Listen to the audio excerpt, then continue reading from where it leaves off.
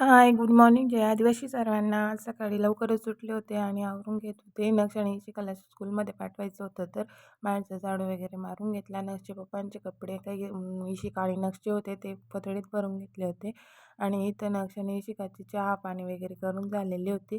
आणि त्यांच्या टिफिनसाठी मी साबुदाणा खिचडी बनवली होती, तर ती पण इथे थंड होत होती. थंड झाल्यानंतर टिफिनमध्ये मी ते बनणार होते. आणि नक्षचे पप्पा ट्रिपवरून रात्रीच आले होते, तर इशिका आणि नग झोपेतून उठल्यावरच त्यांची बॅग उचकत होते. आणि इथं तिला बीचवरचे खेळणे आणि बीचवरचे ड्रेस आणले होते दोघांना, ते त्यांनी बघून ट्राय वगैरे करून घेतले. आणि इथं मी त्यांची बॅग खाली करून आणि इथं ठेवलेली होती. तर मग इशिका आणि नक्षला म्हटलं तुम्ही थोडं खेळा, तोपर्यंत मी जेवण पण बनवून घेते. कारण नक्ष पप्पा त्यांना स्कूलमध्ये सोडायला नाही जाणार होते, कारण ते थकून आलेले होते. तर मग मी जाणार होती, तर म्हटलं स्वयंपाक वगैरे बनवून घेते आणि मग तिकडंच थांबेन, त्यांना पण सोडून घेईल नाही ऑफिसला चालले जाईल. मग इथे नक्ष आणि इशिकाची तयारी करून दिली. आणि मग काळ्या मसाल्याची उडीद डाळ बनवायची होती, म्हणून मसाला वाटून घेतला मिक्सरला.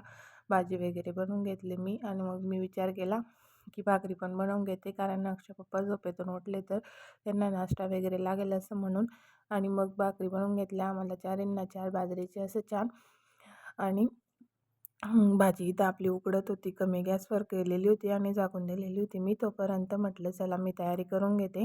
आणि नक्ष आणि इशिकाची टिफिन बॉटल भरून वगैरे त्यांना रेडी करून बाहेर खेळत होते ते. आणि मी रेडी होऊन मग निघालो आम्ही जायला. आणि मग मी विचार केला की कपडे जास्त आहेत, तर मग साईडवरच्याच मोटरवर धुवून घेऊ असं म्हणून इथून कपडे पण घेऊन घेतले मी सोबत. आणि नक्षी शिकायला घेतलं, त्यांना स्कूलमध्ये सोडून दिलं आणि लगेचच मी कपडे धुवायला घेतले साईडवर गेल्यावर. आणि आज ना वातावरण ढगाळ होतं आणि सकाळी 8:30 वाजलेले होते, तरी पण असं अंधारच वाटत होतं. चला तर मग भेटूया पुढच्या व्हिडिओमध्ये. तोपर्यंत आयडीला फॉलो करून घ्या.